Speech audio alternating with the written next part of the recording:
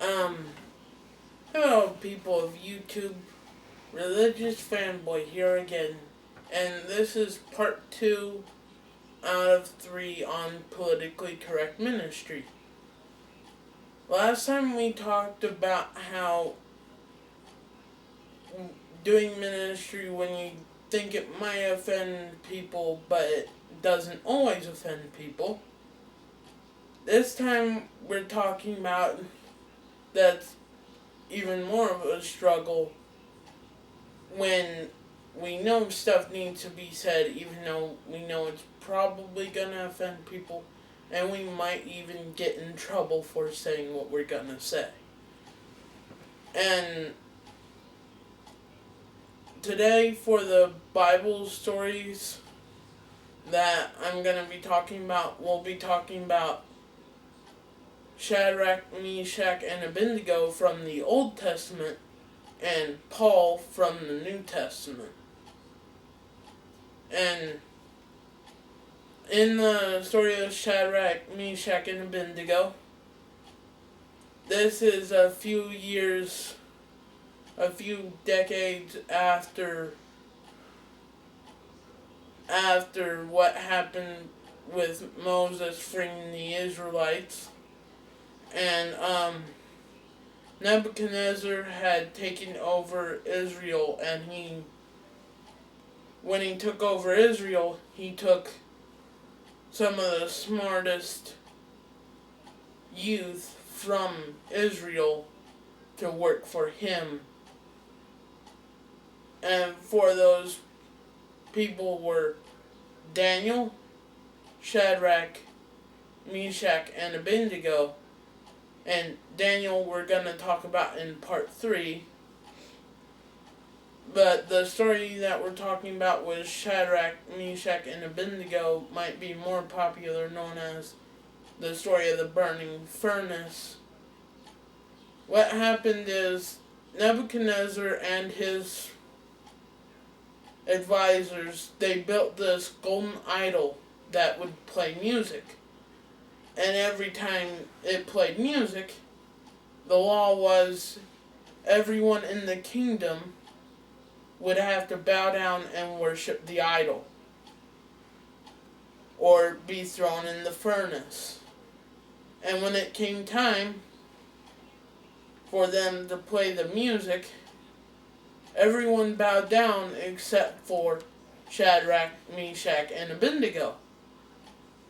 And Nebuchadnezzar told them many times and warned them many times about the burning furnace, and gave them many chances to bow down and worship the idol. They didn't do it one time out of all of the chances he gave them, because they knew it goes against their religion.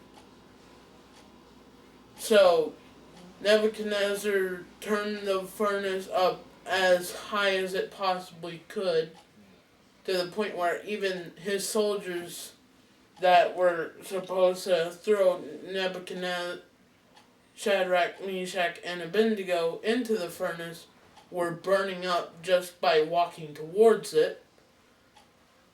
And when they were in the furnace, they didn't get burned at all, because God actually appeared with them in the furnace and protected them.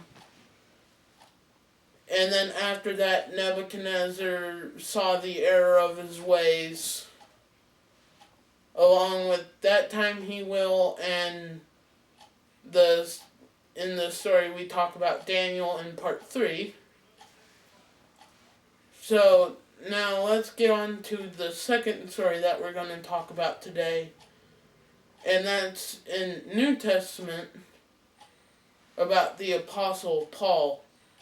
And one time he was being beaten up by Roman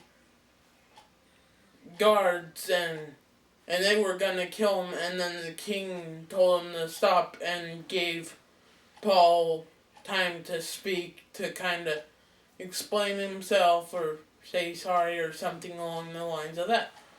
But he did neither one of those things, and he used that time to share his testimony. And it even brings up in the Bible that actually in scripture it says that he knew they were gonna kill him for saying what he was going to say, but he said it anyway out of bravery and his strength in his faith. And they did end up killing him, but something really cool that I want to point out is when they did eventually execute Paul, he wasn't sad, he wasn't mad, he didn't feel betrayed. The Bible, I believe, says that he even died with a smile on his face because he did what God would have wanted him to do. And that is why the Apostle Paul is actually one of my main heroes besides God and my dad. And with that, and what I want you to take from this is, even though people might persecute you, yell at you, send death threats, or any of the three, or both, or anything else because of you doing ministry, God is with you always. And with that being said, may God be with you, and see you next time.